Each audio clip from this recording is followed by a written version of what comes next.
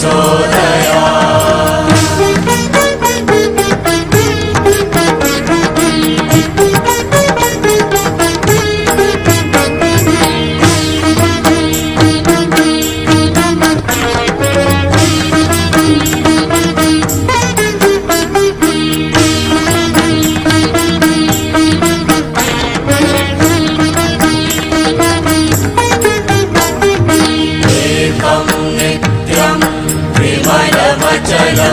सर्वधि साक्षिभूतं भावातीतं त्रिगुणरहितं सद्गुरुं त्वं नमामि। एकं नित्यं विमलमचलं सर्वधि साक्षिभूतं भावातीतं त्रिगुणरहितं सद्गुरुं त्वं नमामि। सद्गुरुं त्वं नमामि।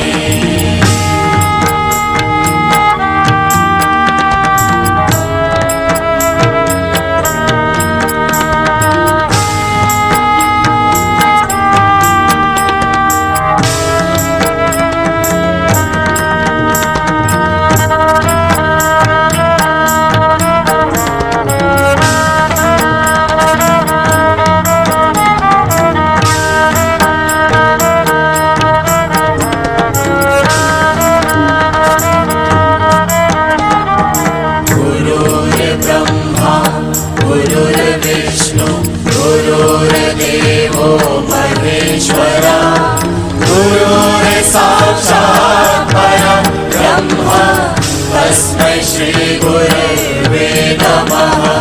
गुरुर्ब्रह्मा गुरुर्विष्णु गुरुर्देवो महेश्वरा। गुरुर्साक्षात् परब्रह्म तस्मै श्री गुरुवे नमः। तस्मै श्री गुरुवे नमः। तस्मै श्री गुरुवे नमः।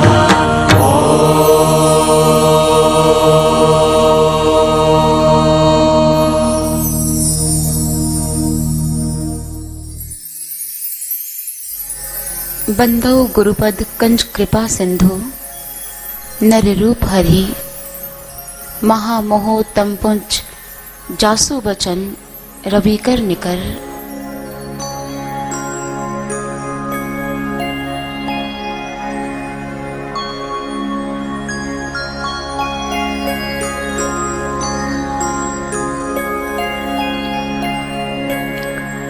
उपस्थित भगवत प्रेमियों,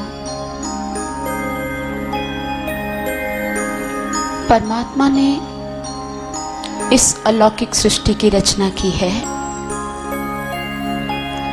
आनंददायिनी उज्जवल प्रभात में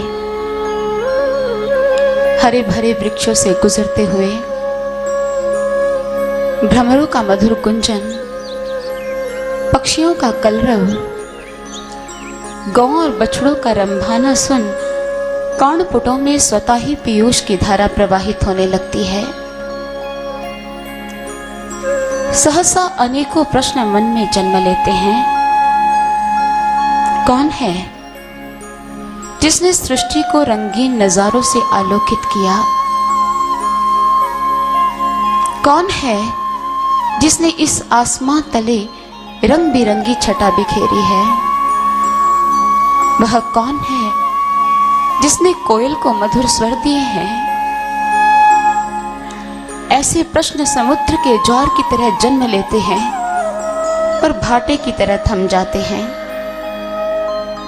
लेकिन भारत देश के महान मनीषियों ने प्रभात की प्रांजल वेला में भगवान भुवन भास्कर की तरह उदीयमान इन प्रश्नों को आंतरिक जगत की प्रयोगशाला में अन्वेषित कर धार्मिक ग्रंथों के रूप में जनमानस को संप्रेषित कर दिए। भारतीय धर्म के आधारभूत ग्रंथ तो वेद ही हैं, लेकिन इनको समझना सामान्य मानव के लिए अत्यंत दुष्कर कार्य है। इसलिए वैदिक धर्म दर्शन के सिद्धांत को हृदयंगम करने के लिए किसी ऐसे साहित्य की जरूरत थी जो वेदार्थ निरूपक होते हुए भी सरल और सुबोध हो। और पुराणों ने उस समय की इस जरूरत को पूरा किया, जिनमें से एक पुराण है श्रीमद् भागवत महापुराण। महाप्राज्ञ के वंशज महर्षि वेदव्यास कृत श्रीमद् भागवत महापुराण के 12 स्कंद हैं। प्रथम स्कंद के अंतर्गत कल आप सभी ने यह श्रवण किया कि वेदव्यास जी का हृदय अत्यंत अशांत था। देवर्षि नारद जी उनकी अशांति का कारण जानते हैं। उन्होंने अपने जीवन में जितने महान कर्म किए, उन कर्मों को करने के पीछे प्रयोजन तो यही था कि श्री हरि प्रसन्न हो जाए। और श्री हरि प्रसन्न हो और हृदय संतुष्ट ना हो, ऐसे कैसे हो सकता है? लेकिन आज उनके हृदय में असंतोष है, यानी कि कोई कर्म छूट गया है जो परमात्मा को प्रसन्नता देने वाला है। देवर्षि नारद जी ने कहा, आप प्रभु की पावन लीलाओं से सुसज्जित एक ग्रंथ की रचना कीजिए। प्रत्युत्तर में वेदव्यास जी ने देवर्षि नारद जी से एक प्रश्न पूछा, आपको प्रभु की इतनी लगन कैसे लग गई? देवर्षि नारद जी अपना पूर्व जन्म सुनाते हैं कि मैं इससे पहले के जन्म में वेदवादी ब्राह्मणों की दासी का पुत्र था। हमारे गांव में साधु समाज आया और गांव वालों ने मेरी मां को उनकी सेवा के लिए नियुक्त कर दिया। साधु समाज ने उनके गांव में चातुर्मास किया। यूं तो साल के 12 महीने होते हैं। 8 महीने साधु महात्मा यत्र तत्र प्रभु प्रेम का प्रसार प्रचार करते हुए भजन कीर्तन करते हैं। लेकिन वर्षा के 4 महीने किसी स्थान पर रुककर वो प्रभु का भजन करते हैं, सत्संग सुनाते हैं, कीर्तन करते हैं, मानव समाज को उनके जीवन के लक्ष्य से परिचित करवाते हैं। और वो चातुर्मास आज उसी गांव में है जहां पर वो बाल रूप में निवास कर रहे हैं। अपनी मां के साथ संतों की सभा में देवर्षि नारद जी ने जाना शुरू किया और संतों ने उस बालक के शील स्वभाव को देखकर उनका नाम हरिदास रख दिया। गत सभा में हमने एक प्रश्न छोड़ा था कि देवर्षि नारद जी का नाम संतों ने हरिदास क्यों रखा? क्योंकि नाम का व्यक्ति के व्यक्तित्व पर विशेष प्रभाव पड़ता है और नाम का उच्चारण व्यक्ति के मन पर संस्कार की रेखाएं खींचता है। नाम का प्रभाव व्यक्ति से ज्यादा माना जाता है, क्योंकि व्यक्ति भले इस दुनिया से चला जाए, लेकिन उसका नाम समाज की स्मृति में लंबे समय तक जीवित रहता है। प्राचीन काल में नामकरण पद्धति पर विशेष बल दिया जाता था और प्राचीन काल के लोगों के नाम अर्थपूर्ण भी हुआ करते थे। लोगों के नाम तो क्या, जगह के नाम भी विशेष अर्थ को अपने भीतर समाहित किए हुए होते थे। जैसे हम बात करें भरत, भरणाद भरतो नाम, शत्रुघ्न शत्रुहंतारम, जिसके बारे में गोस्वामी तुलसीदास जी ने भी कहा, विश्व भरन पोषण कर जोई, ताकर नाम भरत अस होई, जाके सुमिरन ते रिपुनासा, नाम शत्रुघ्न वेद प्रकाशा। नाम का विशेष अर्थ है अयोध्या। न युद्धं भवति यत्र, अयोध्या जहां युद्ध नहीं होता, जहां कलह नहीं होता, उस जगह का नाम है अयोध्या। विश्वम भरती सा विश्वम्भरा, जो विश्व का भरण पोषण करती है उसे विश्वम्भरा कहते हैं। श्री राम, रमन्ति योगिनो यस्मिन् श्री राम, जिसमें योगी जन विहार करते हैं उन्हें राम कहा गया। हर एक नाम के पीछे एक विशेष अर्थ है।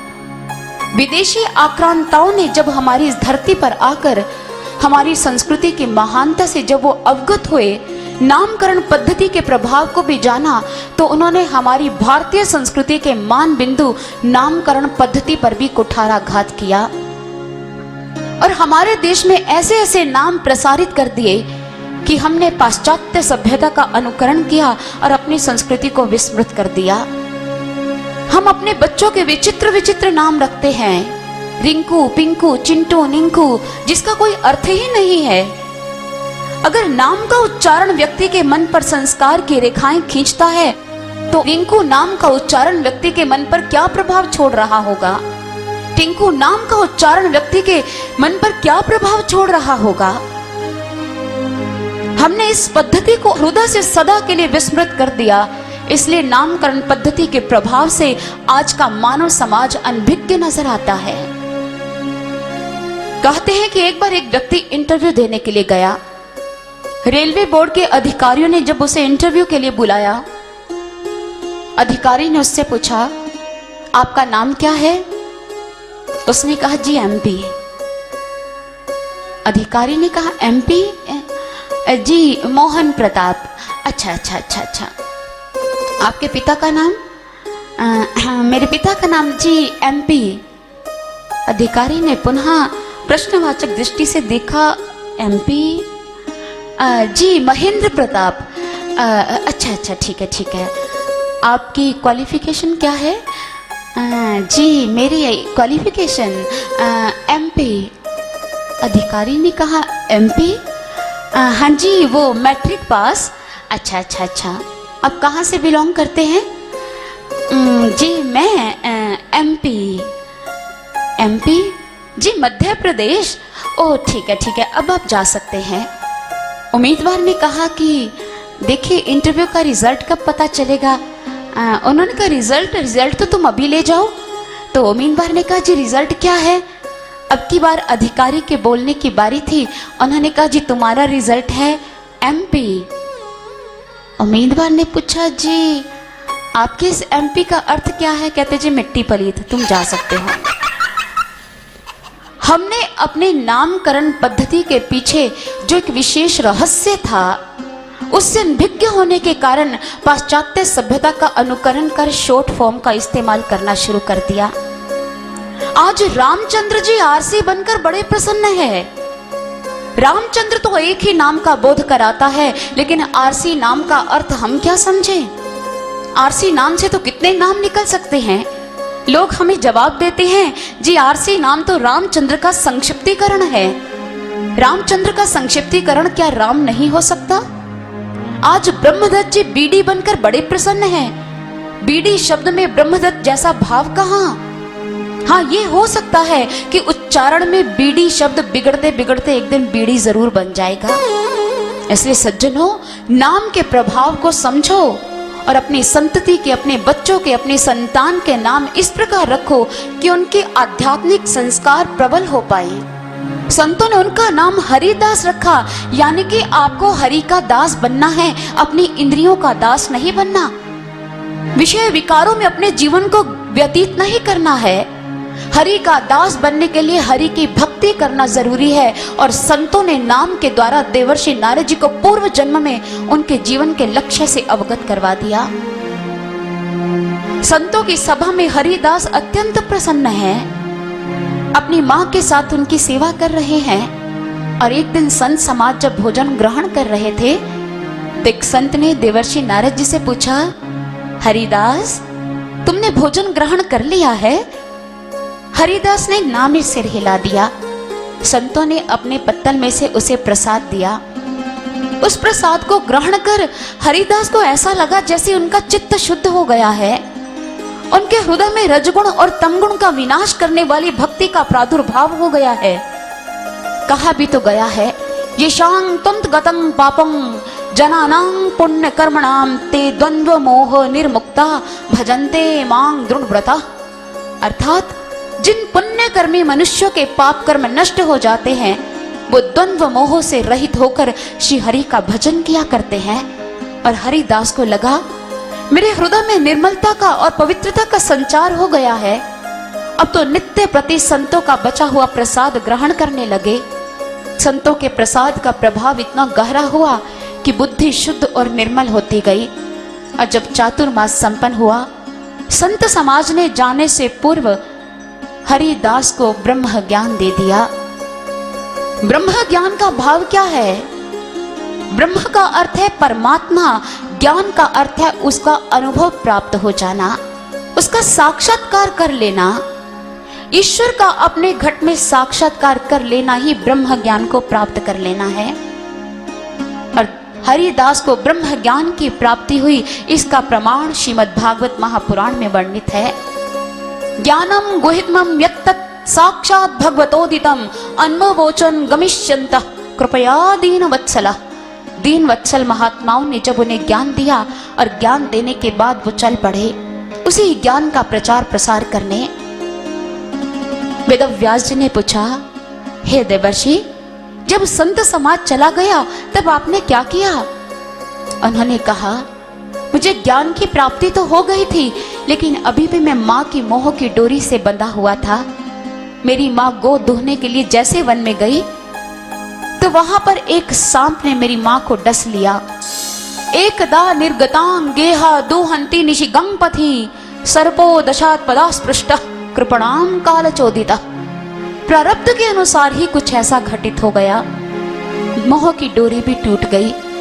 फिर मैं उसी परमात्मा को पूर्ण रूप से प्राप्त करने के लिए उत्तर दिशा की ओर चल पड़ा और परमात्मा के ध्यान में बैठ गया। परमात्मा का ध्यान धरा और उस समय मैंने अपने भीतर परमात्मा के अलौकिक स्वरूप के दर्शन किए। मेरा हृदय अत्यंत प्रसन्न हुआ। वो श्री हरि जिसकी मैं चर्चा सुना करता था, अब मैं जब चाहूं अपने घट के भीतर आंतरिक जगत में उतरकर उनको देख सकता हूं। लेकिन शीघ्र अति शीघ्र परमात्मा अंतर्धान हो गए। मेरा आनंद ज्यादा देर तक ठहर नहीं सका। मैंने बहुत प्रयास किया, बहुतेरी अनुनय विनय की, लेकिन परमात्मा प्रसन्न नहीं हुए। बार बार आग्रह करने पर परमात्मा प्रकट हो गए। परमात्मा ने कहा, हरिदास, तुम्हारा प्रेम अभी शैशव काल में है, इसे पनपने की अत्यधिक जरूरत है। तुम ध्यान साधना करो। ये तो संतों के प्रसाद का प्रभाव था कि तुम्हारे शुद्ध चित्त में मैंने प्रकट होकर तुम्हें दर्शन दिए हैं और मेरा आशीर्वाद तुम्हारे साथ रहेगा। समस्त सृष्टि का प्रलय हो जाने के पश्चात भी तुम्हें इस जन्म की स्मृति रहेगी। और इस प्रकार परमात्मा यह बात कहकर अंतर्धान हो गए। और तब से जब सृष्टि का प्रलय हुआ उसके पश्चात मरीचि इत्यादि ऋषियों के साथ मेरा पुनः इस धरती पर जन्म हुआ। और तब से भगवान की दी हुई ब्रह्मवाणी से विभूषित वीणा पर तान छेड़कर अपने प्रभु की पावन लीलाओं का गायन करता रहता हूँ। ऐसा कहने के पश्चात देवर्षि नारद जी ने वेदव्यास जी को सदुपदेश दिया और उसके पश्चात वेदव्यास जी ध्यान साधना में डूब गए। और परमात्मा का ध्यान करते करते उन्होंने परमात्मा की माया के भी दर्शन किए और परमात्मा की अलौकिक लीलाओं को अपने घट के भीतर देखा। और उसके पश्चात वेदव्यास जी ने एक महान ग्रंथ की रचना की। वो ग्रंथ जो परम हंसों की संहिता कहलाया, वो ग्रंथ था श्रीमद् भागवत महापुराण, जिसके आधार पर इस कथा को, प्रभु की पावन कथा को आप श्रवण कर रहे हैं। सूत जी, शौनक इत्यादि ऋषियों को प्रभु की पावन कथा श्रवण करवाते हुए कहते हैं, अब हम आपको उस समय की बात बताना चाहते हैं जब महाभारत का युद्ध चल रहा होता है। कौरव और पांडव पक्ष के वीर वीर गति को प्राप्त हो चुके हैं, कुछ ही शेष रह गए हैं। भीमसेन के गदा प्रहारों से दुर्योधन की जंघा खून से लथपथ हो चुकी है और दुर्योधन करुण क्रंदन कर रहा है। अश्वत्थामा से दुर्योधन की ऐसी स्थिति सहन नहीं हुई और दुर्योधन को सांत्वना देते हुए उस समय उसने संकल्प लिया कि मैं पांडवों को रात्रि के साम्राज्य में मारूंगा कि कोई उनकी रक्षा भी ना कर पाए। कोई पांडवों को मारने का निर्णय ले ले, संकल्प ले ले और पांडवों के भगवान को पता ना चले, ऐसा कैसे हो सकता है? द्वारिकाधीश शीघ्र अति शीघ्र पांडवों के शिविर में पहुंचे और उन्होंने कहा, चलो भ्रमण करने के लिए चलते हैं। पांचों पांडव, जिनका जीवन प्रभु श्री कृष्ण के समक्ष मानो समर्पण की पराकाष्ठा थी, प्रभु कुछ भी कहते तत्काल प्रभु की आज्ञा का पालन करते। पांचों पांडव जब भ्रमण करने के लिए अपने स्थान पर से खड़े हुए तो प्रभु श्री कृष्ण जी ने द्रौपदी के पांचों पुत्रों को भी कहा कि तुम भी मेरे साथ भ्रमण करने के लिए चलो। लेकिन उन्होंने कहा, नहीं मामा श्री, हम शिथिल अनुभव कर रहे हैं, हम भ्रमण करने के लिए आपके साथ नहीं जा सकते।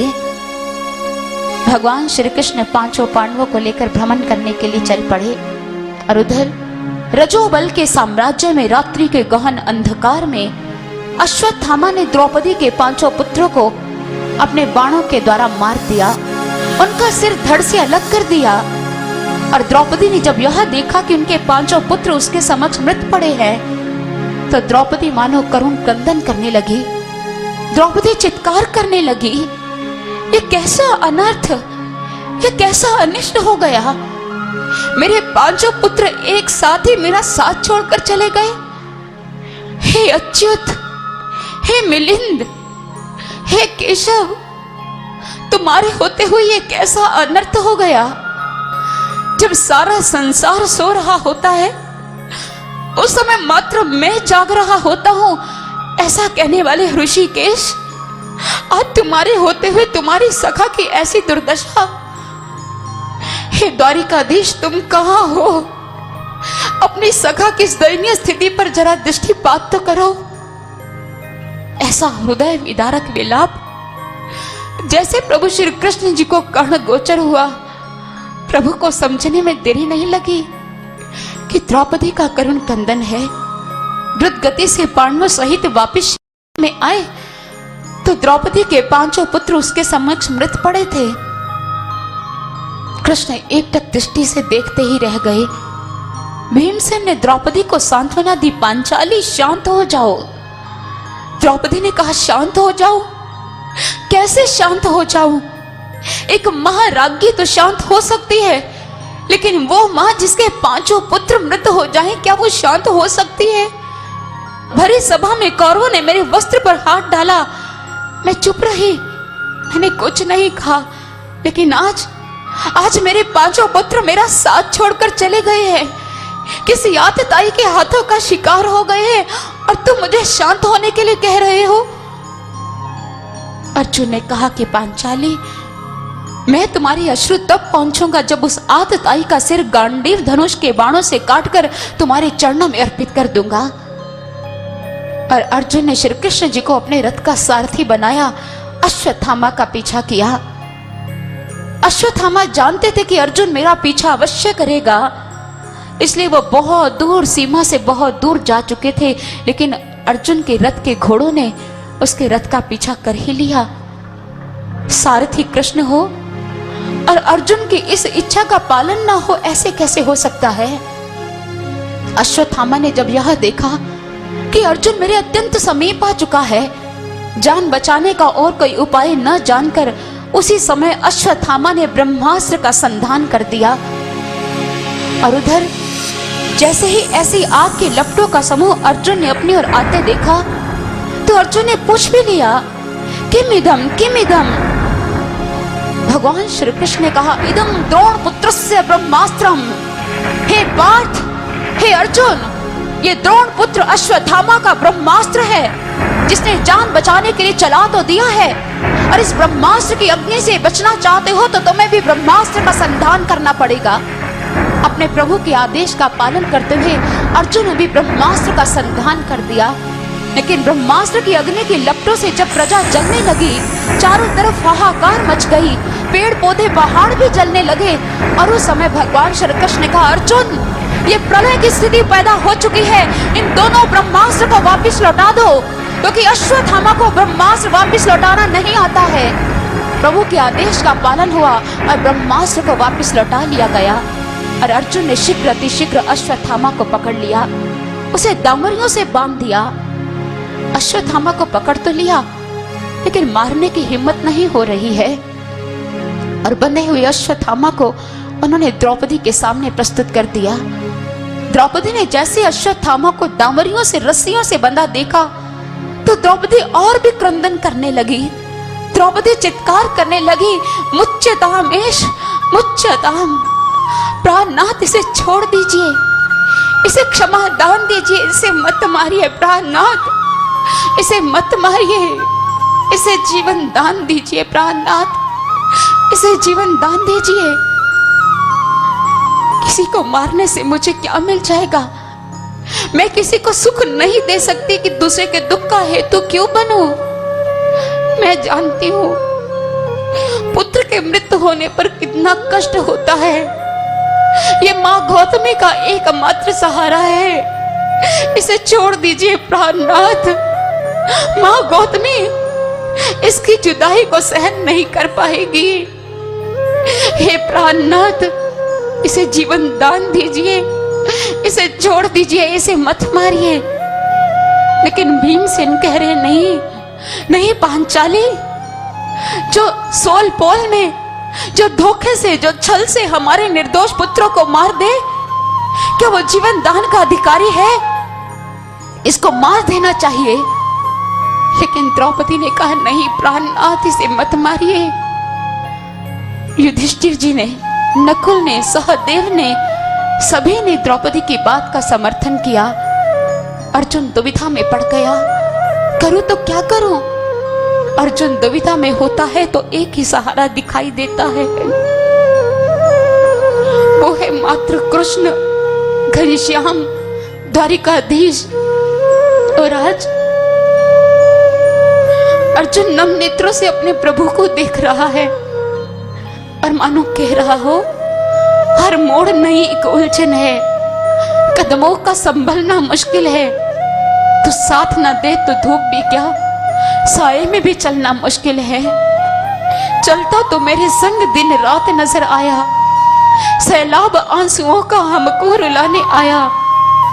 उम्मीद की डोरी दुनिया ने छोड़ दी, मझधार में कश्ती माझी ने छोड़ दी। कश्ती का माझी बन तू आप नजर आया, हर हाल में बेहाल में तेरा साथ नजर आया। जब हर स्थिति में तुमने मेरा साथ दिया है केशव, तो आज क्यों नहीं मेरा मार्गदर्शन करो? द्वारिकाधीश ने कहा, शास्त्रों में मैंने दो बातें कही हैं, आतताई को मार देना चाहिए और दूसरा पतित ब्राह्मण का भी वध नहीं करना चाहिए। तुम्हें मेरी दोनों बातों पर पूरा उतरना है, तुम्हें अपनी प्रतिज्ञा भी पूरी करनी है। और जो द्रौपदी, युधिष्ठिर, नकुल, सहदेव, सात्यकी कह रहे हैं, उनकी बात को भी पूरा करना है। बस प्रभु के इतना कहने की देरी थी, प्रभु का संकेत अर्जुन को मौन रूप से ही प्राप्त हो गया। अर्जुन ने अश्वत्थामा के मस्तक पर जड़ित मणि बाहर निकाल ली और उसे जीवित छोड़ दिया। मानो अश्वत्थामा की मणि निकालने पर अश्वत्थामा का अपमान हो गया। और मनुस्मृति कहती है कि ब्राह्मण का अपमान करना ब्राह्मण के वध करने के समान है। अर्जुन की प्रतिज्ञा भी पूरी हुई और द्रौपदी की इच्छा भी पूर्ण हुई। और इस प्रकार अर्जुन इस कठिन परिस्थिति से बड़ी आसानी से निकल आए। कठोपनिषद में कहा गया है, एक जीव आत्मा जब अपनी शरीर रूपी रथ के घोड़ों को और उसकी लगाम को उत्तम सारथी के हाथों में सौंप देती है, तो यह सारथी का कार्य होता है कि रथ को दुर्गम से दुर्गम मार्ग से पार उतारना। और अर्जुन अपने शरीर रूपी रथ के इंद्रिय रूपी घोड़ों की मन रूपी लगाम कृष्ण जैसे सारथी के हाथों में सौंप दी है, तो इस कठिन परिस्थिति से पार कैसे ना होते। अश्वत्थामा को जीवित छोड़ दिया गया। अश्वत्थामा इस अपमान को सहन नहीं कर पाया और उसने संकल्प लिया कि मैं पांडवों के वंश का समुच्छेद करूंगा, इनके वंश का विनाश करूंगा, इनका वंश सदा के लिए नष्ट हो जाए। अब मैं वही कर्म करने जा रहा हूं। और अश्वत्थामा ने ब्रह्मास्त्र का संधान उत्तरा के गर्भ पर कर दिया और उधर 5 जलते हुए बाण पांडवों की तरफ आ रहे थे। और भगवान श्री कृष्ण ने जब ये सब कुछ देखा तो उधर उत्तरा ने भी अपने प्रभु को पुकारा। और प्रभु को पुकारते ही उत्तरा क्या कह रही है, आइए पहले इसको श्रवण करते हैं।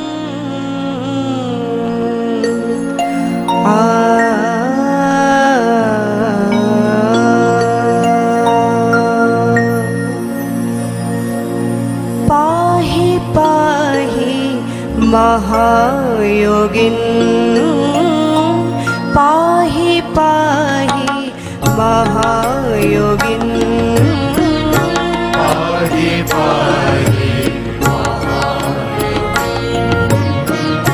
पाहि पाहि देव देव जगतपते, देव देव जगतपते, नानं त्वद भयं पाशे, यत्र मृत्युः परम् यत्र मृत्युः परस्परम् पाहि पाहि महायोगिन् पाहि पाहि देव देव जगतपते देव देव जगत्पते अभिद्रवते मामे शरस्तपताय सो विभो शरसपदाय सो विभो पाहि पाहि महायोगिन् पाहि पाहि देव देव जगतपते देव देव जगत्पते कामं दहतो मानात्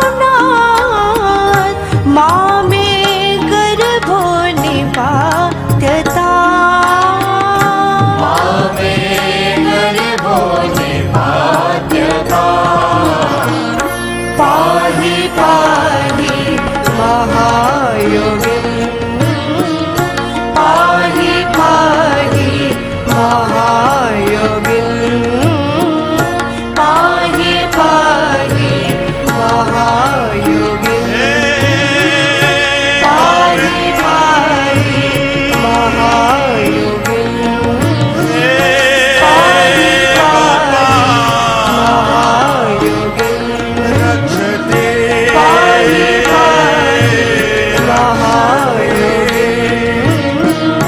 पाहि पाहि पाहि पाहि पाहि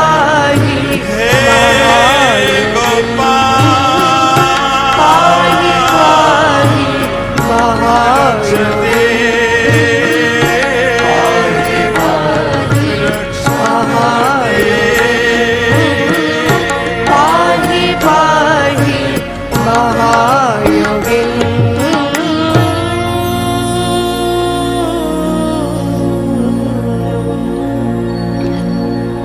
उत्तरा पुकार कर रही है,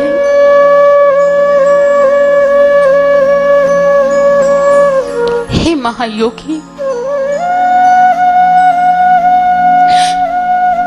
हे देवादिदेव,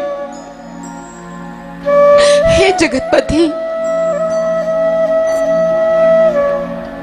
मेरी रक्षा करो। ये सभी एक दूसरे की मृत्यु के निमित्त बने हुए हैं।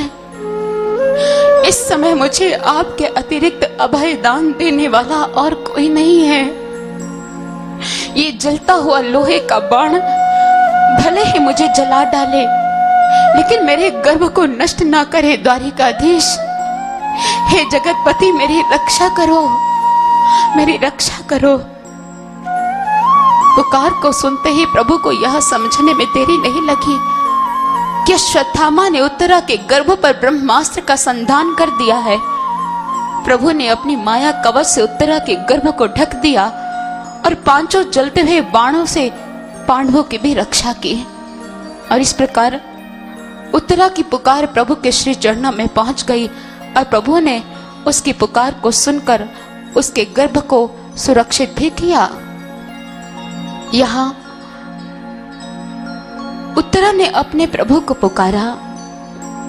सवाल तो यह पैदा होता है, उत्तरा चाहती तो कुंती को भी पुकार सकती थी, उत्तरा चाहती तो पांचों पांडवों को भी पुकार सकती थी, उत्तरा चाहती तो द्रौपदी को भी पुकार सकती थी, लेकिन उसने प्रभु को ही क्यों पुकारा? क्योंकि उत्तरा के जीवन पर द्रौपदी के सत्संग का प्रभाव है।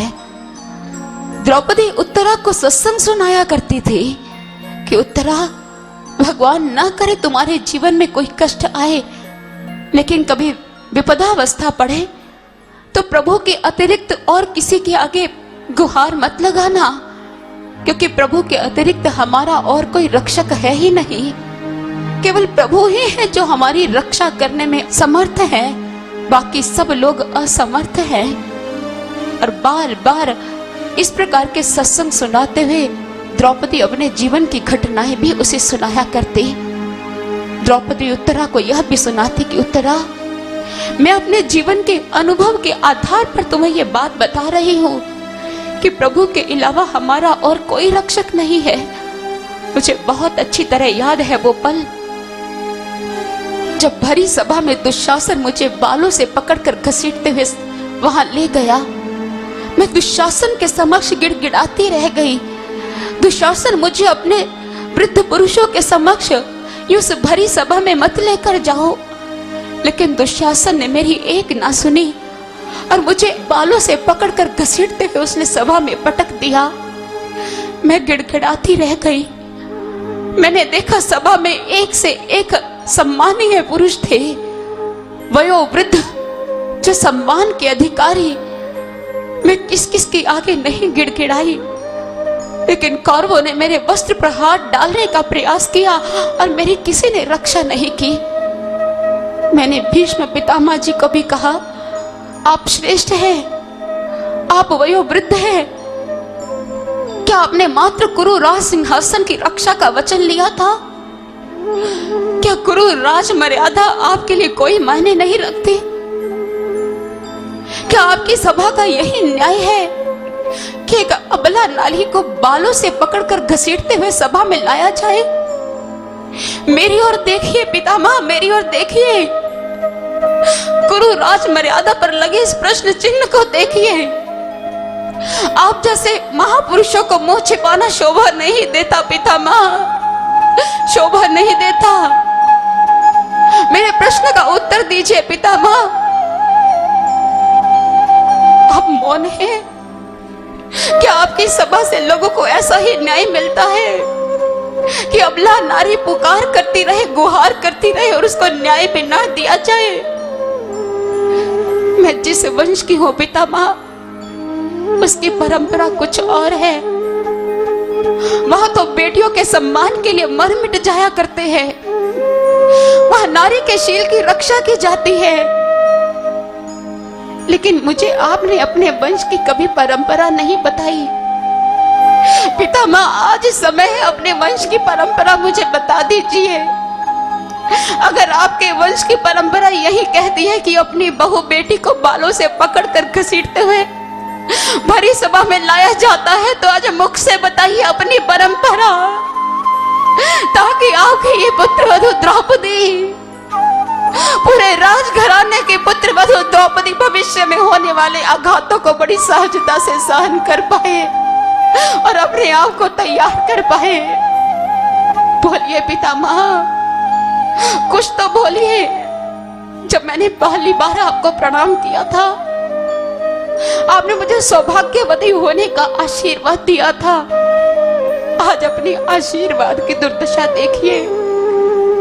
आप तो शास्त्रों के ज्ञाता है पितामह, वयोवृद्ध है, या आप भी अधर्म की छाया में पल रहे हैं? मुझे मेरे प्रश्न का उत्तर दीजिए। एक हारा हुआ पति अपनी पत्नी को दांव पर कैसे लगा सकता है? पत्नी तो पति की अर्धांगिनी होती है। अगर इस द्यूत क्रीड़ा में मेरे पति हार गए थे तो उनके साथ मैं भी हार गई थी, तो मुझे अलग से क्यों दांव पर लगाया गया? अगर पत्नी पति की संपत्ति नहीं होती है तो मेरी इच्छा के बिना मुझे यहाँ पर कैसे लाया गया? मेरे प्रश्न का उत्तर दीजिए पितामह। ये प्रश्न द्रौपदी नहीं कर रही है, ये प्रश्न कर रही है इस धरती की संतान, ये प्रश्न कर रहा है इस देश का भविष्य, ये प्रश्न कर रही है एक नारी, ये प्रश्न कर रही है इस धरती की बेटी पितामह। मेरे प्रश्न का उत्तर दीजिए। हे काकाश्री, आप तो कटु सत्य बोलने के लिए प्रसिद्ध हैं। इस द्रौपदी के प्रश्न का क्या आपके पास कोई उत्तर नहीं है? बोलिए काकाश्री, हारा हुआ पति जो दास बन चुका है, उसे किसी को दाव पर लगाने का अधिकार कहां से मिला? हे कुल गुरु कृपाचार्य, कुल के गौरव की रक्षा करना आपके हाथ में है, तो आज आप मौत साधे क्यों बैठे? आपको कुल गुरु की उपाधि से विभूषित किया गया है और आज कुल की लाज खतरे में है। हे कुल गुरु कृपाचार्य, आप मेरे प्रश्न का उत्तर देकर मुझे शांत कीजिए, नहीं तो द्रौपदी सदा के लिए धधकती हुई ज्वाला बन जाएगी। हे द्रोणाचार्य, आपने पांडवों और कौरवों को शिक्षित किया है, क्या आपके शिक्षा शास्त्र में मेरे प्रश्न का कोई उत्तर नहीं है? क्या आपने इनको शिक्षित करते हुए यह नहीं बताया कि नारी की रक्षा करना तुम्हारा धर्म है? आपने कहने धर्म शिक्षा नहीं दी। बोलिए द्रोणाचार्य, बोलिए। हे धर्मराज युधिष्ठिर, अपनी पत्नी की रक्षा करो। अरे किस धर्म के बंधन में आकर आपने अपनी पत्नी को दांव पर लगा दिया? अरे धर्म बांधता नहीं, वो तो मुक्ति के नए आयाम लेकर आता है। अब तो धर्मराज कहलाते हैं। क्या पत्नी की रक्षा करना धर्म नहीं? मुझे मेरे प्रश्न का उत्तर दीजिए। हे बलिष्ठ भीम, अपने पौरुष को प्रकट करो और अपनी पत्नी की रक्षा करो।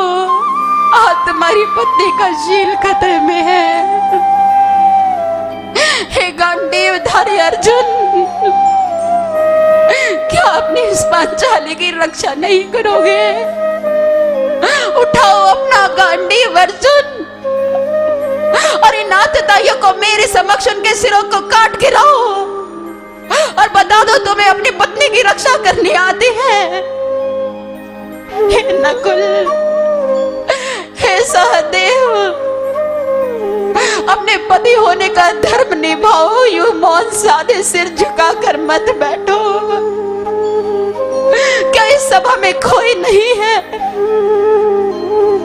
जो मेरी रक्षा कर पाए? मेरी रक्षा करो। और उस समय काकाश्री ने भरी सभा में कहा कि महाराज, महाराज, आज हस्तिनापुर की सभा में अधर्म पनप रहा है। अगर हस्तिनापुर की सभा धर्म की रक्षा नहीं करेगी तो धर्म कभी इस हस्तिनापुर की रक्षा नहीं करेगा। आज एक नारी का शील खतरे में और आप मौन साधे बैठे हैं। हे पांचाल नरेश की पुत्री, उठ। ये बहरों की सभा तुम्हारे प्रश्न का उत्तर नहीं दे सकती। हे पांडवों की पत्नी, उठ। इन अंधों की सभा में तुम्हारे अश्रों की कीमत डालने वाला यहाँ कोई नहीं है। उठ, अपने सम्मान की रक्षा खुद कर। मत गिड़गिड़ा इन अधर्मियों के समक्ष जो धर्म की परिभाषा भी नहीं जानते हैं। द्रौपदी और गिड़गिड़ाई। द्रौपदी का करुण क्रंदन मानो उसके हृदय का ही भेदन कर रहा था। और द्रौपदी ने कहा,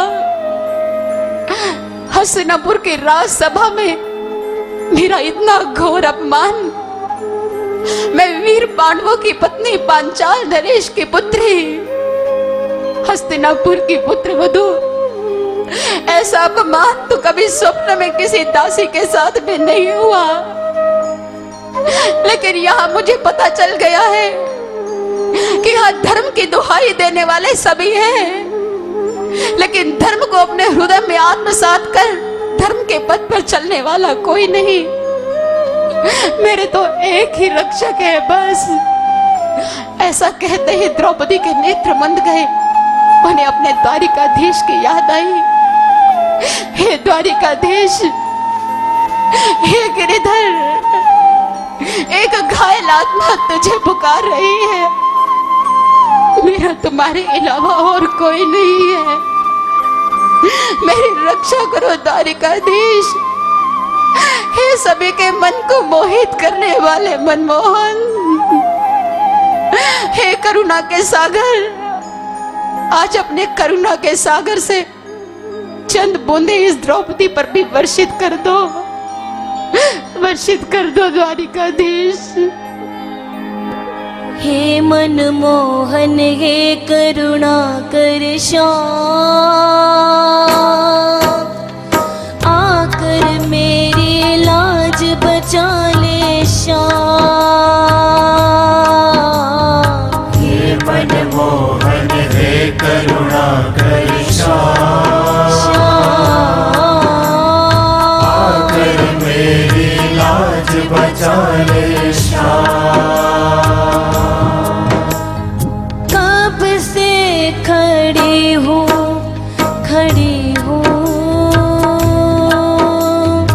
आके बचा लो भगवान।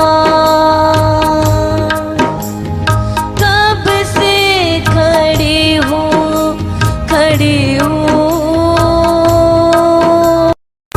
आके बचा लो भगवान। हे मनमोहन हे करुणा कर आकर मेरी लाज बचा ले सावरे। हे मनमोहन हे करुणा कर आकर मेरी लाज बचा ले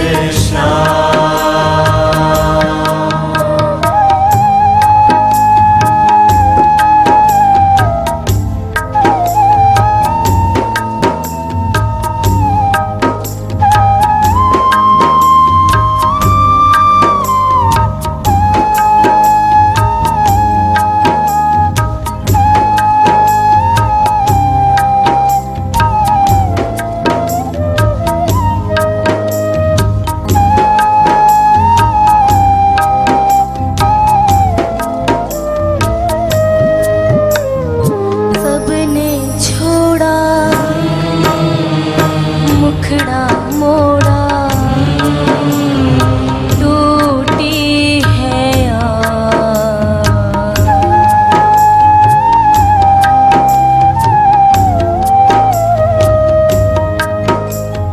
सबने छोड़ा मुखड़ा मोड़ा, टूटी है यार।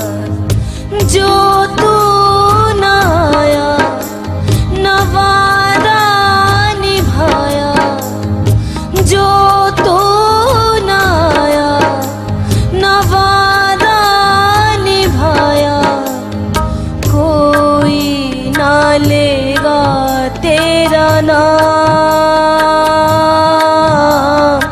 कोई ना लेगा तेरा नाम। हे मनमोहन हे करुणा कर आकर मेरी लाज बचा ले सावरे। हे मनमोहन हे करुणा कर आकर मेरी लाज बचा ले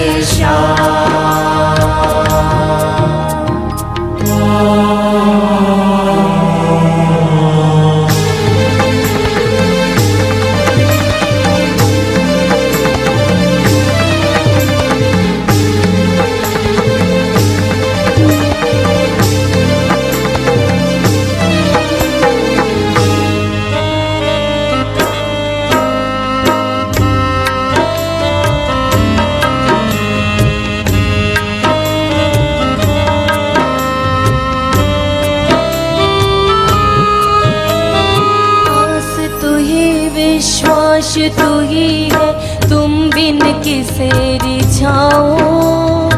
तुम बिन कोई नहीं है मेरा, किसको बोल सुनाऊं।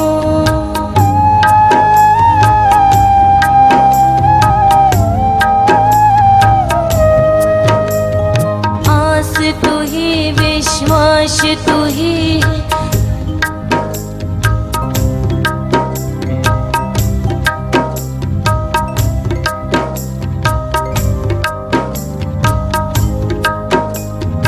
आस तू ही विश्वास तू ही है, तुम बिन किसे रिझाऊं।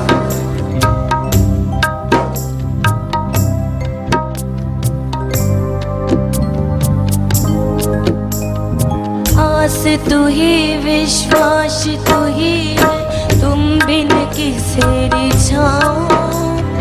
तुम बिन कोई नहीं है मेरा, किसको बोल सुनाऊं, किसको बोल सुनाऊं। काना रे आजा, झलक दिखा जा। कान्हा रे आजा, झलक दिखा जा। जीवन की ढलने लगी शाम, जीवन की ढलने लगी शाम। हे मनमोहन हे करुणा कर आकर मेरी लाज बचा ले सावरे। हे मनमोहन हे करुणा कर आकर मेरी लाज बचा ले कब से खड़ी हूँ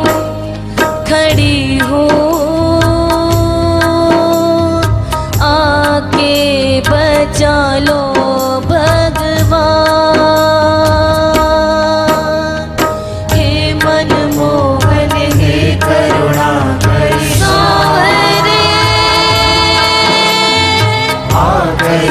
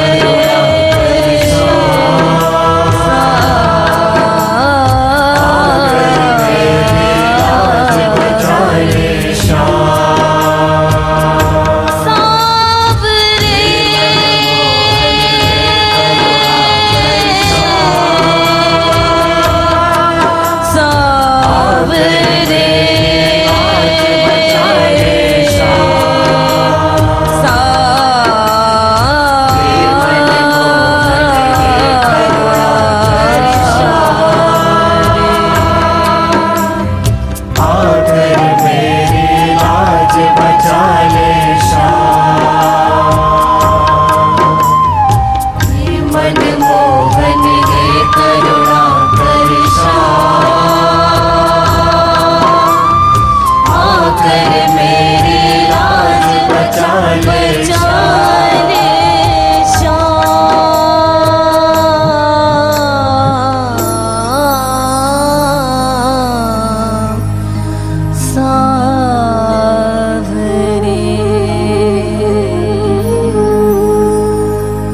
द्रौपदी ने अंतर मन से अपने गिरिधर को पुकारा, अपने कृष्ण को पुकारा।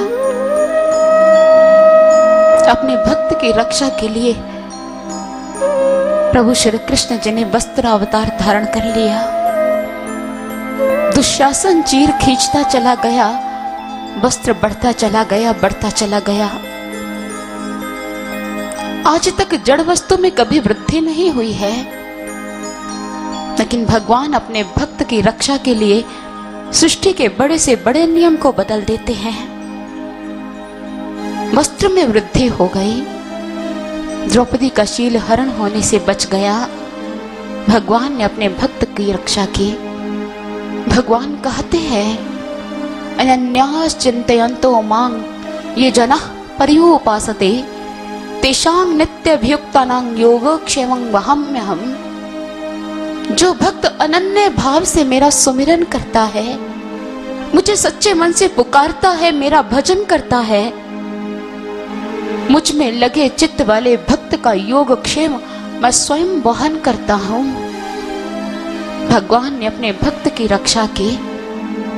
रामचरितमानस में भी कहा गया, श्री राम जी देवर्षि नारद जी से कहते हैं, सुन मुनि तो ही कहऊ सह रोसा, भजई जो मोहि तज सकल भरोसा, करूं सदा तिन्ह कई रखवारी, जिमि बालक राखई मह तारी। कि मैं अपने भक्त की रक्षा वैसे करता हूं जैसे मां अपने बच्चे की करती है।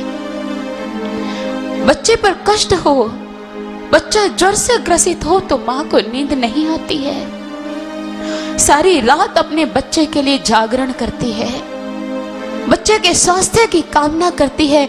मां को अपने बच्चे की इतनी चिंता है तो भगवान को अपने भक्तों की कितनी चिंता होगी। लेकिन सच्चे मन से उसे पुकारे तो सही, उन प्रभु को सच्चे मन से बुलाए तो सही, फिर देखना कैसे नहीं दौड़ा चला आता वो। द्रौपदी ने अपने प्रभु को आंतरिक जगत में उतरकर अंदर के सुमिरन से जुड़कर पुकारा और प्रभु ने रक्षा की। द्रौपदी की रक्षा तो हो गई, लेकिन द्रौपदी के पूछे प्रश्न आज भी सुरसा की तरह मुंह बाए खड़े हैं। द्रौपदी के प्रश्नों का जवाब कहां मिला? आज तक किसी ने द्रौपदी के प्रश्नों का जवाब दिया भी नहीं। इन प्रश्नों को सुनकर सभी मौन है, क्योंकि जो द्रौपदी के जीवन पर संकट था वो संकट तो आज भी मंडरा रहा है। आज भी नारी सुरक्षित कहां है? कहीं पर पुत्री पिता के हाथों का शिकार हो रही है और कहीं पर मां अपने पुत्र के हाथों का शिकार हो रही है। कहीं बहन का शील भंग भाई के द्वारा किया जा रहा है, कहीं किसी अन्य ही वासनामय पुरुष के प्रेम में पड़कर नारी अपने जीवन को बर्बाद कर रही है। नारी न घर के भीतर सुरक्षित है, न घर के बाहर सुरक्षित है। आखिर नारी की ऐसी दयनीय स्थिति का कारण क्या है? नारी की दयनीय स्थिति का कारण तो अगर ढूंढने निकले तो बहुत सारे मिलते हैं, लेकिन पहला कारण है पुरुष प्रधान समाज, जो नारी को अपने पांव की जूती समझता है, जो सोचता है कि नारी का कार्य मेरी जरूरतों मेरी इच्छाओं को पूर्ण करना है, इसके अलावा नारी कुछ कर ही नहीं सकती। भारत में इंडियन फैमिलीज में 70% पुरुषों की यही मानसिकता है और इसी मानसिकता की वजह से ही वर्ल्ड पार्लियामेंट में मात्र 8% सांसद महिलाएं काम करती हैं। वो अपने अधिकारों के लिए तरस रही है, अपने अधिकारों की मांग कर रही हैं। घरेलू हिंसा, यौन शोषण, लिंग आधारित भेदभाव, कन्या भ्रूण हत्या, सामाजिक क्षेत्र में बराबरी का अधिकार न मिलना, यह पुरुष प्रधान समाज के नारी के प्रति कुत्सित सोच का परिचायक ही तो है। इतना ही नहीं, इसे पुरुष प्रधान समाज के द्वारा नारी को आकर्षण की सामग्री समझकर विज्ञापनों और अश्लील चित्रों के माध्यम से उसकी गरिमा को सरेआम बेजार करने का प्रयास किया जा रहा है। जिस नारी को भारतीय संस्कृति ने मां और गृह लक्ष्मी का दर्जा दिया, उसी नारी को पुरुष निर्वासित करे तो क्या यह लज्जा की बात नहीं होगी? जिस नारी ने अपने संवेदनशील संस्कारों से एक मनुष्य को मनुष्य कहलाने योग्य बनाया, दिव्य संस्कार दिए, उसी नारी को पुरुष भरे चौराहे पर निर्वस्त्र खड़ा करे तो इससे बढ़कर लज्जा की बात क्या होगी? आधुनिकता के नाम पर क्या नारी का सौंदर्य ही विज्ञापन की वस्तु बनकर रह गया है? लॉटरी का विज्ञापन हो, गाड़ी का विज्ञापन हो, शराब की बोतल का विज्ञापन हो, पेन का हो, पेंसिल का हो, सर्फ का हो, साबुन का हो, नारी की ही छवि प्रस्तुत की जाती है। क्या बाजार की सारी वस्तुओं को बेचने का बीड़ा क्या नारी के सौंदर्य नहीं उठाया है? जब एक सभ्य नागरिक ऐसी गंदी विज्ञापनबाजी देखता है तो उसके अंदर आक्रोश की ज्वाला क्यों नहीं धधकती? अकेले कुछ नहीं कर सकते, मिलकर आप आक्रोश तो व्यक्त कर सकते हो। ऐसी वस्तुओं की होली जला सकते हो जिसमें नारी के नग्न स्वरूप को दिखाया जाता है। अगर इतना ही नहीं तो आप ऐसी वस्तुओं का जिसमें नारी के नग्न स्वरूप का प्रदर्शन किया गया हो, अगर तुम क्रय विक्रय करना बंद कर दो तो तथाकथित बुद्धिजीवी वर्ग के लोगों की आंखें अपने आप खुल जाएंगी। अमेरिका जैसे देश में फैशन परस्ती बहुत ज्यादा है और वहां शील हरण की घटनाएं भी बहुत ज्यादा होती है, और यही हालत तुम भारत देश की करते जा रहे हो। सिनेमा एक प्रभावशाली माध्यम है जिसके द्वारा हम स्त्री और पुरुष दोनों की वृत्ति को सदाचार की ओर मोड़ सकते हैं, लेकिन आज इस प्रवृत्ति का भी दुरुपयोग हो रहा है। और जो लोग इस प्रवृत्ति को जन्म दे रहे हैं, चाहे वो सिनेमा निर्माता हो, श्रृंगारी कवि हो, या फिर हम कहें या विज्ञापन को प्रस्तुत करने वाली कोई कंपनी ही क्यों ना हो, या उपन्यास लिखने वाले लेखक ही क्यों ना हो, वो घिनौना अपराध कर रहे हैं। और ऐसा अपराध वो भी कर रहे हैं जो अपने आप को सरस्वती के पुत्र कहलाते हैं, कलाकार कहलाते हैं। मैं मानती हूं कि कला उपासना है। अगर तुम्हारी कला में नारी के नारायणी स्वरूप को प्रस्तुत किया गया है, चंडी रूप को, दुर्गा रूप को प्रस्तुत किया गया है, तो मैं मानती हूं तुम्हारी कला उपासना है। और अगर तुम नारी के चित्रों के द्वारा समाज में नग्नता को फैला रहे हो तो तुम्हारी कला उपासना नहीं, फिर तो ये वासना है, क्योंकि तुम्हारे पात्र में जो है वही बाहर छलक रहा है। तुम समाज के प्रबुद्ध वर्ग हो, तुम्हें जागना होगा और ऐसे लोगों से तुम्हें प्रश्न पूछना पड़ेगा। इन अभिनेता और अभिनेत्रियों से तुम प्रश्न पूछो कि भगवान ने तुम्हें बहुत सुंदर कला दी है, लेकिन उस कला का प्रयोग मानव समाज का मार्गदर्शन करने की बजाय चंद पैसों के चक्कर में तुम मानव समाज को पथभ्रष्ट कर रहे हो। और जो लोग ऐसे कार्यक्रमों को प्रसारित करते हैं, उनसे पूछो तुम मानव समाज को देना क्या चाहते हो। स्क्रिप्ट लिखने वालों तक अपनी आवाज पहुंचाओ कि तुम्हारा एक एक शब्द मानव समाज को सही या गलत दिशा दे सकता है। तुम्हारा लक्ष्य क्या है, तुम चाहते क्या हो सकता है कि तुम्हारे ऐसे आवाज उठाने पर, तुम्हारे प्रश्न पूछने पर आपको एक ही जवाब मिले कि जैसी डिमांड होगी वैसी तो सप्लाई करेंगे, और अर्थशास्त्र का सिद्धांत भी यही है। तो उन लोगों को जाकर जवाब देना। अगर समाज का एक वर्ग गंदे नाटकों की, गंदी मूवीज की मांग करता है, तो सर्व श्री आशुतोष महाराज जी के कृपा हस्त तले ब्रह्म ज्ञानी वर्ग का उदय हो चुका है, जो ऐसे नाटक देखना पसंद नहीं करता। हमें भारतीय संस्कृति से सुसज्जित नाटक दिखाए जाए, हमें नारी का वो नारायणी रूप प्रस्तुत करके दिखाओ। हमें नारी के दुर्गा रूप की चाह है, हम नारी के चंडी रूप को देखना चाहते हैं। सर्व श्री आशुतोष महाराज जी का कृपा हस्त एक बहुत बड़े वर्ग पर हो चुका है। वो तो अपनी कृपा की बौछार कर रहे हैं, और जो रह गए हो सकता है उनकी तरफ से ही कमी हो। और उनको ये कहना कि अगर तुम अर्थशास्त्र के सिद्धांत पर चलते हो तो हमारी डिमांड है कि भारतीय संस्कृति को पुनरुज्जीवित करने वाले कार्यक्रम प्रस्तुत होने चाहिए। फिर देखना, अगर डिमांड ऐसी करोगे तो सप्लाई भी वैसी होगी। आपके मांग करने पर ऐसे अच्छे कार्यक्रम आएंगे जिससे आपके बच्चे भी सुसंस्कृत होंगे। ऐसे कार्यक्रम जिन्हें आप घर के बुजुर्ग लोगों के साथ, अपने बच्चों के साथ बैठकर देख पाओ और अच्छे सुंदर उपदेश प्राप्त कर पाओ। ये मत सोचना कि नारी की जो दयनीय स्थिति के बारे में जो मैं आज विचार व्यक्त कर रही हूँ, इसका कारण मात्र पुरुष प्रधान समाज है। नहीं सज्जनों, नारी खुद भी इसमें बराबर की हिस्सेदार है। नारी खुद भी कहीं ना कहीं दोषी है। वो नारी जो पुरुष के साथ कंधे से कंधा मिलाकर चल रही है, सज्जनों मेरी बात को गलत मत लेना, कंधे से कंधा मिलाकर चलना बुरी बात नहीं है, लेकिन इस बात का सहारा लेकर जो नारी आकर्षक बनने के गहरे जाल में उलझ रही है, वो गलत बात है। रीति काल में हीरे जैसा दुर्लभ टुकड़ा कांच समझकर कचरे में धकेल दिया गया, नारी को भोग की सामग्री समझा गया। लेकिन आज अंधा अनुकरण के तूफान ने नारी की दृष्टि को लील लिया है। मानवता रो रही है, दैव गर्ज रहा है, नारी को अपने अधिकारों की मांग करनी पड़ रही है। नारी का सम्मान नहीं है। हमें उन नारियों में शामिल नहीं होना है जिन्होंने अपने दूषित व्यक्तित्व से सारे नारी समाज के व्यक्तित्व को दागदार कर दिया है।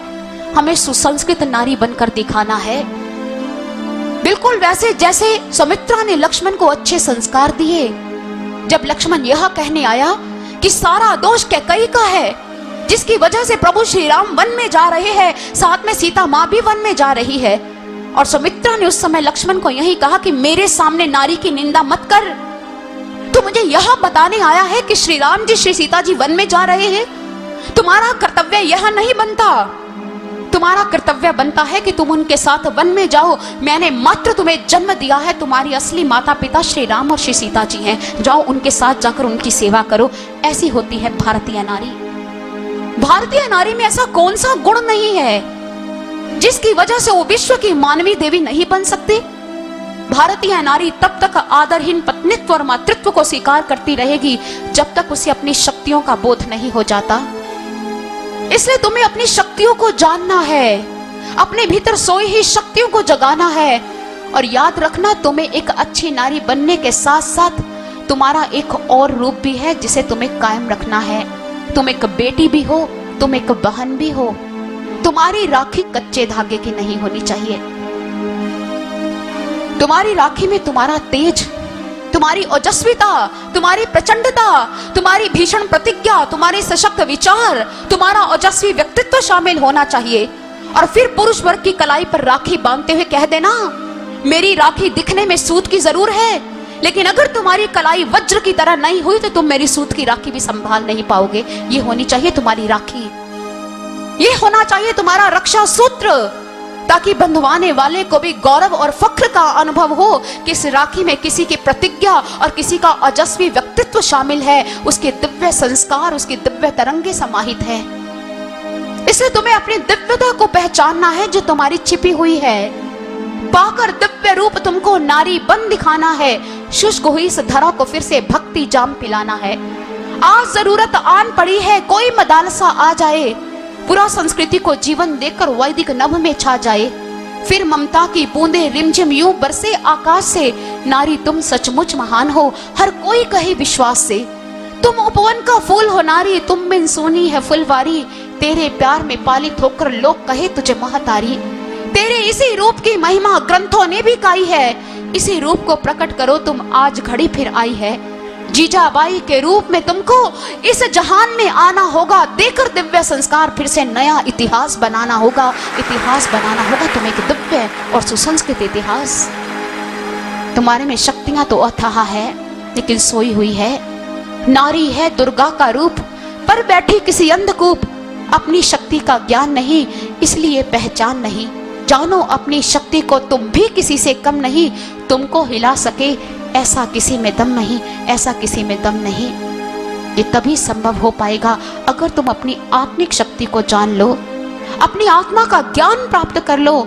आत्मा का ज्ञान प्राप्त करने की एक ही विधि है, एक तत्ववेता संत के पास जाकर ब्रह्म ज्ञान को प्राप्त करो और अपनी सोई हुई शक्तियों को जगा लो।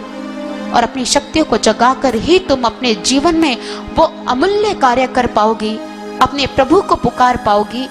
यूं तो प्रभु को पुकारते पुकारते कितने साल व्यतीत हो गए, बहुत समय जी लिया। हम प्रभु को पुकारते पुकारते थक चुके हैं, लेकिन परमात्मा प्रकट क्यों नहीं हुए? द्रौपदी ने पुकारा, उसकी रक्षा के लिए उनके प्रभु उनके सामने थे। पुकारते आप भी हो, पुकारते आप भी हो, लेकिन आपके प्रभु प्रकट क्यों नहीं हुए? क्योंकि तुम्हें आत्मिक रूप से अपने प्रभु को पुकारना आया ही नहीं। जब तक गुरु की कृपा से ज्ञान नहीं मिलेगा, परमात्मा के शाश्वत नाम की जानकारी नहीं होगी, तब तक तुम्हें प्रभु को पुकारना नहीं आएगा। और इसलिए आज द्रौपदी ने अपने प्रभु को सच्चे मन से पुकारा। द्रौपदी आत्मज्ञानी थी, जो अपने पुत्रों के हत्यारे को क्षमा दान दे सकती है। ऐसा करुणामय हृदय एक आत्मज्ञानी स्त्री का ही हो सकता है। इतनी विशालता, इतनी विनम्रता और इतना विशाल हृदय ब्रह्म ज्ञान को प्राप्त करने के बाद ही एक इंसान में हुआ करता है। उससे पूर्व वो संकीर्ण सोच का स्वामी होता है। महापुरुषों के लिए सारी पृथ्वी एक परिवार क्यों है? वसुधैव कुटुंबकम की भावना उनके हृदय में क्यों समाहित है? उनके पास ज्ञान है, नजर है, वो हर एक की आत्मा का करुण क्रंदन सुन सकते हैं, हर एक की पुकार को समझ सकते हैं। जब चाहे अपने प्रभु के दर्शन करते हैं, क्योंकि उनके पास ज्ञान है। इसलिए उस ज्ञान को प्राप्त करो, ताकि अपने घट में अपने प्रभु का नित्य प्रति अवलोकन कर अपने जीवन में आनंद रस का संचार कर पाओ। और इधर द्रौपदी जो उत्तरा को सत्संग सुनाया करती थी, उसके सत्संग का ऐसा प्रभाव पड़ा कि उत्तरा ने अपने अन्य किसी संबंधी को नहीं पुकारा, अपने प्रभु को पुकारा, अपने कृष्ण को पुकारा। और प्रभु ने उत्तरा की रक्षा की और उसके गर्भ को माया कवच से ढक दिया। पांडवों की भी रक्षा हुई। और प्रभु आज द्वारिका नगरी में वापस जा रहे हैं। जैसे प्रभु द्वारिका नगरी जाने के लिए उद्यत हुए, तो कुंती द्रौपदी सहित पांचों पांडवों सहित उनके समक्ष उपस्थित हुई। कहने लगी, नाथ आप जा रहे हो? आपके बिना हमारा कोई अस्तित्व नहीं है कृष्णा। पांडवों की रक्षा अगर जीवन में हो पाई तो तुम्हारी वजह से ही हो पाई है। तुम हो तो हम सनाथ हैं, तुम हो तो हम सबल हैं, तुम हो तो हम सशक्त हैं। हमारी जीवन रूपी नदी का जल तुम हो श्याम। तुम नहीं तो हमारी जीवन रूपी नदी सूख जाएगी। हमारी जीवन रूपी नौका के मल्लाहा भी तुम हो। हमें मझधार में छोड़कर मत जाओ कृष्ण, हमें मझधार में मत छोड़कर जाओ। पांडव तुम्हारी कृपा से ही आप्यायित हुए हैं और आज के बाद भी तुम्हारी कृपा से ही जीवित रहेंगे, तुम्हारी कृपा से ही कर्म करेंगे। और अभी तो जीवन बहुत बड़ा है, तुम्हारे बिना कैसे जी पाएंगे श्याम, कैसे जीवन जी पाएंगे। एक अंधा हमेशा नेत्र वाले से ही दिशा मांगता है, एक भिखारी दानी के समक्ष ही हाथ फैलाता है। और आज हम जैसे दीन तुझ जैसे दीन दयालु के समक्ष नतमस्तक हैं। तू दयाल दीन हो, तू दयाल दीन हो, तू दयाल दीन हो, तू दानी हो भिखारी हो, प्रसिद्ध पात की तू पाप पुंज हारी, तू दयाल दीन हो, तू दानी हो भिखारी, तू दयाल दीन हो।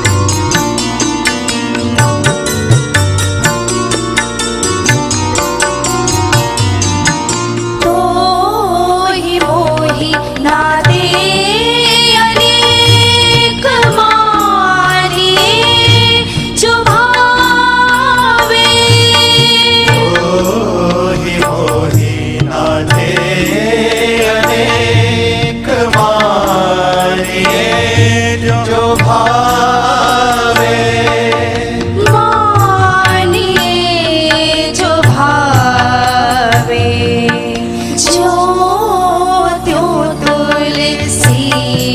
कृपाल चरण शरण पावे तू दयाल दीन हो तू दानी हो भिखारी हो प्रसिद्ध पात की तू पाप पुंज हारी तू दयाल दीन हो तू दयाल दीन हो तू दयाल दीन हो।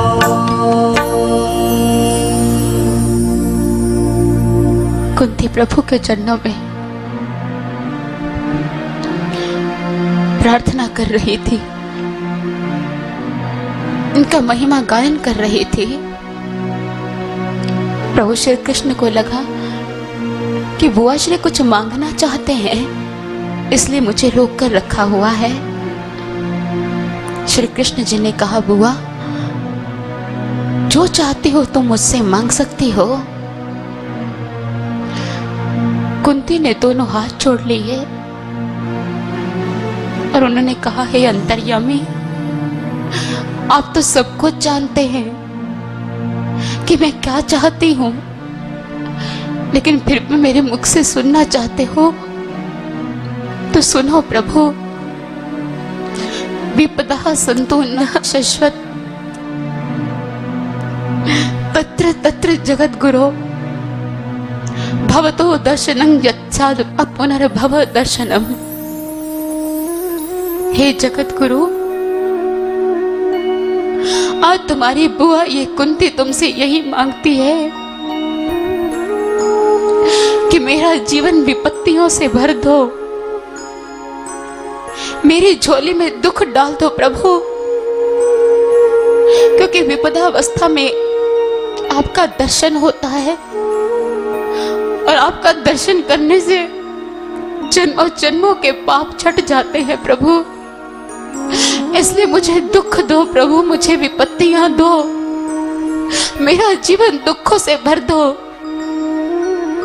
मुझे निर्धन की खाली झोली हर पल है अकुलाए, सकल लोक के दुखड़े मुझ में आन काहे न समाए।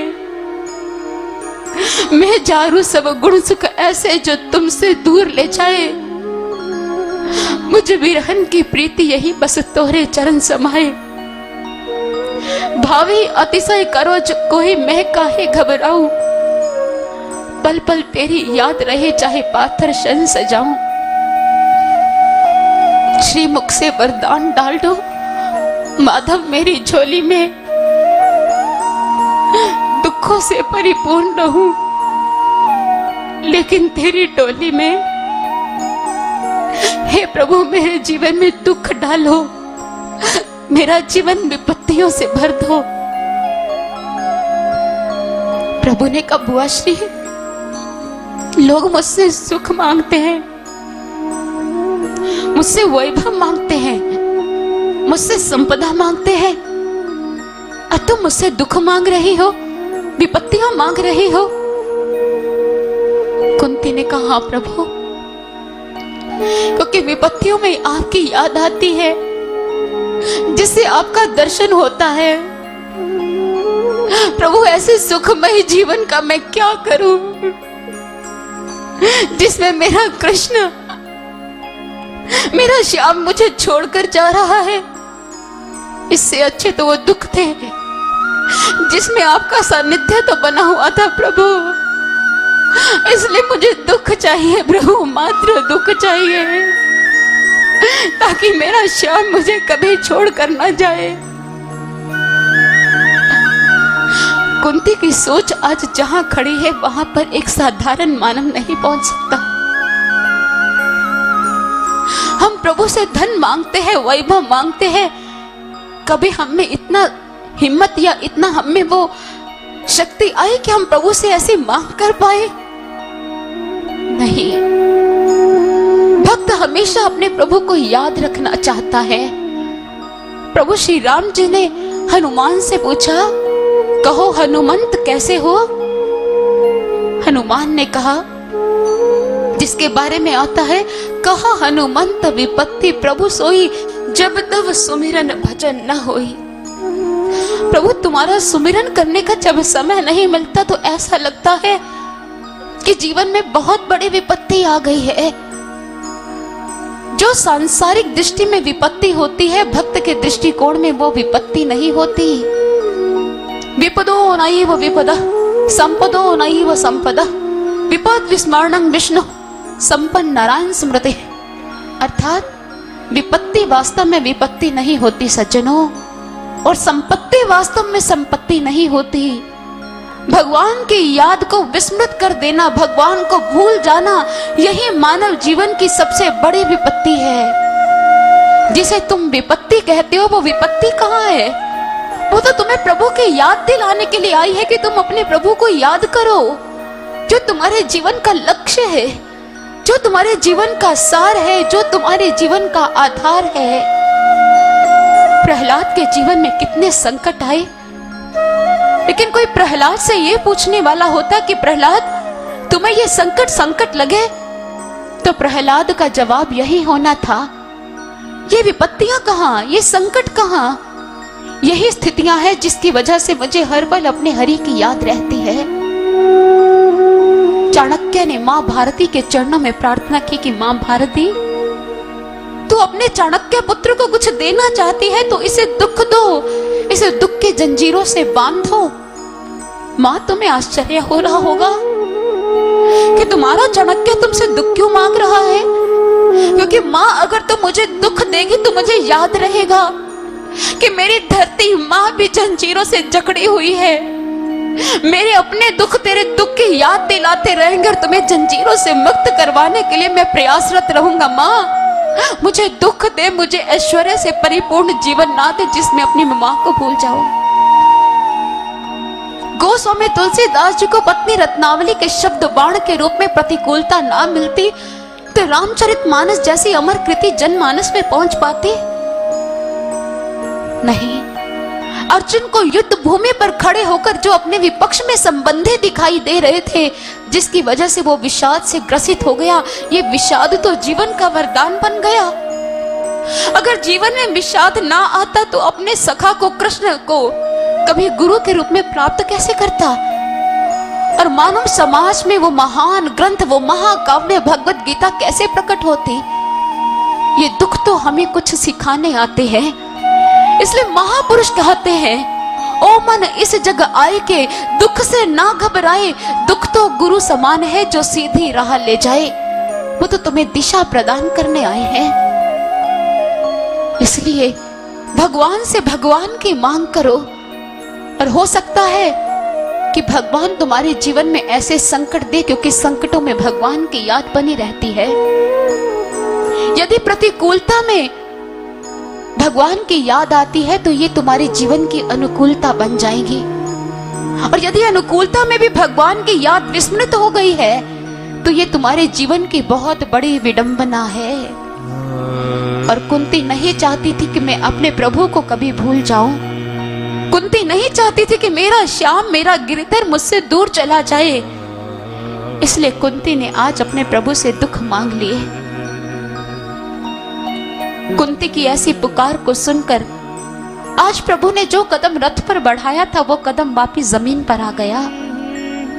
कुंती सोच रही है मेरी प्रार्थना में बल पड़ा है, इसलिए प्रभु लौट आए हैं। युधिष्ठिर जी को यह लग रहा है कि भाई बंधुओं के सब इस दुनिया से चले जाने पर मेरा मन व्यथित है, इसलिए मेरे कृष्ण, मेरे प्रभु वापस लौट कर आए हैं, शायद मुझे सांत्वना देंगे। अर्जुन को लग रहा है मेरे सखा है ना, मेरे बगैर रह नहीं सकते, इसलिए मेरे लिए लौट कर आए हैं। द्रौपदी को लग रहा है कि एक बार कृष्ण की अंगुली कट गई थी, मैंने अपनी साड़ी फाड़ कर पट्टी बांधी थी, मेरे प्रेम के अधीन वापस लौट आए हैं। हर कोई यह सोच रहा है कि मेरी वजह से वापस आए हैं, लेकिन उन्हें पुकार कौन रहा है?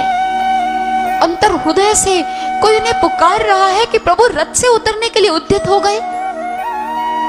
कोई तो ऐसा भक्त है, बाणों से बिंधा जिनका शरीर है, हर एक श्वास के साथ दर्द भरी आह निकल रही है, चित्त भ्रांत है, दिशाओं का भान नहीं हो रहा, और पिता माँ पुकार रहे हैं अपने द्वारिकाधीश को कि आपने ही तो कहा था कि मैं आखिरी घड़ियों में अपने दर्शनों से तुम्हें कृतार्थ अवश्य करूंगा। तो हे गिरिधर, हे देवकी नंदन, तुम क्यों नहीं आ रहे हो?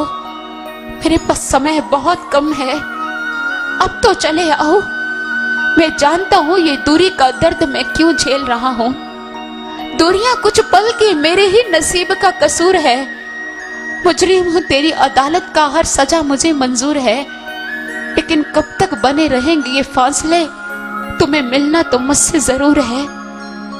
कफन सर का है लाश से, कुछ प्राण बाकी है।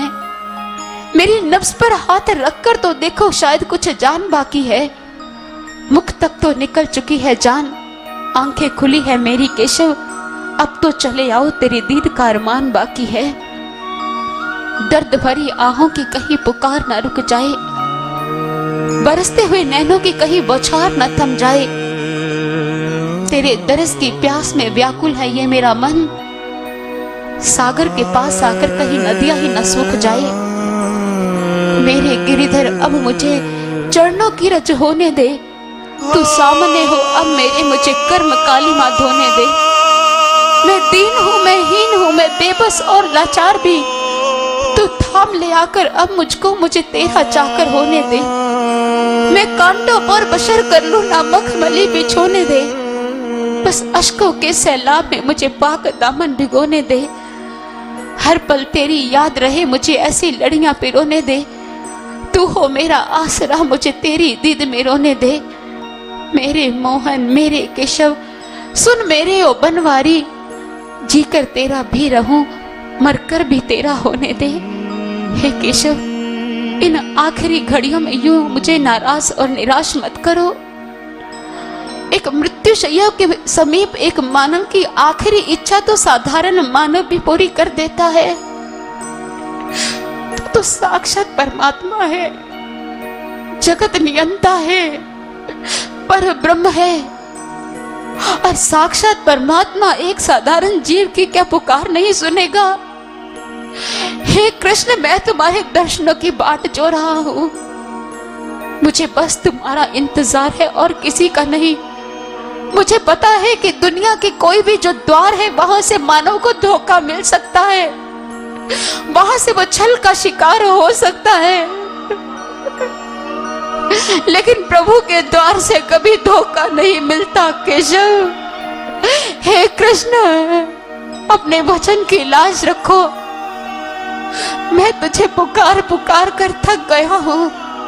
अब तो आ जाओ कृष्ण, अब तो आ जाओ, अब तो आ जाओ।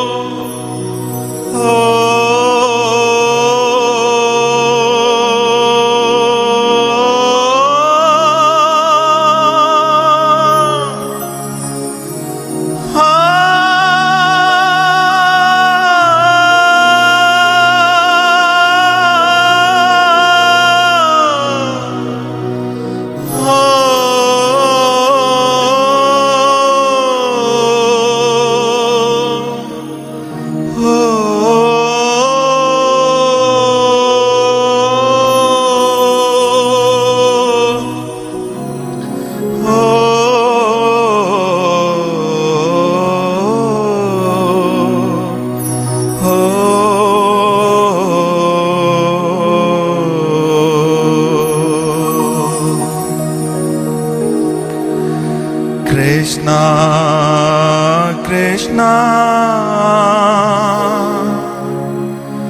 मैं तो पुकारा अब तो कर दो दया।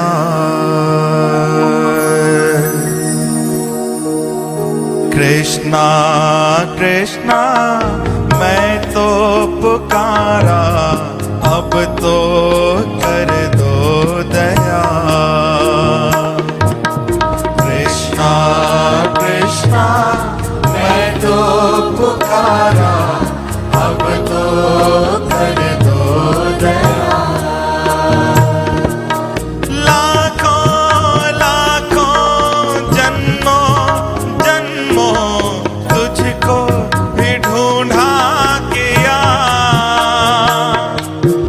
लाखों लाखों जन्मों जन्मों तुझको भी ढूंढा किया।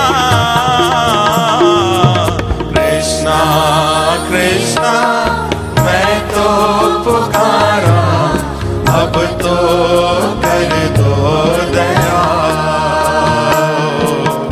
कृष्णा कृष्णा मैं तो पुकारा, अब तो कर दो दया।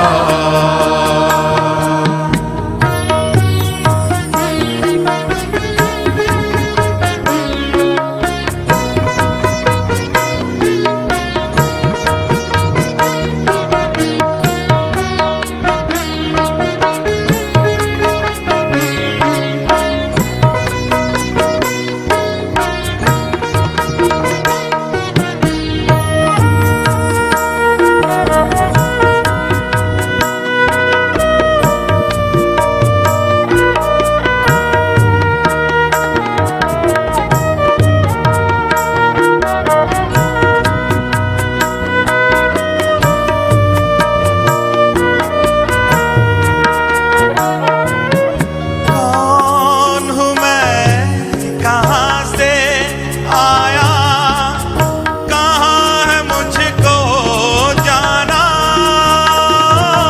कौन हूँ मैं, कहाँ से आया, कहाँ है मुझको जाना। तेरे चरणों में जो आया, जीवन को मैं जाना। ज्ञानी बनकर दर दर भटका, मन से अहम ना गया। ज्ञानी बनकर दर दर भटका, मन से अहम ना गया। लाखों लाखों जन्मों जन्मों तुझको भी ढूंढा किया। लाखों लाखों जन्मों जन्मों तुझको भी ढूंढा किया। कृष्णा कृष्णा मैं तो पुकारा, अब तो कर दो दया। कृष्णा कृष्णा मैं तो पुकारा, अब तो कर दो दया।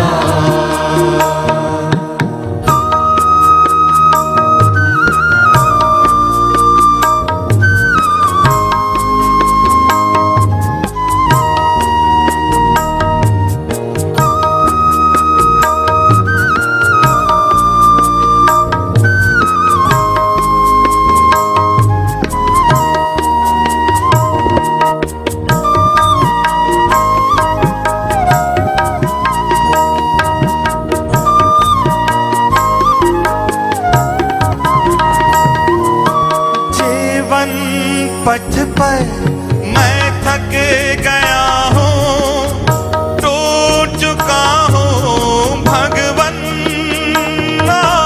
जीवन पथ पर मैं थक गया हूँ, टूट चुका हूँ भगवन। कृष्णा मिले जो तेरा सहारा, तन मन कर दूं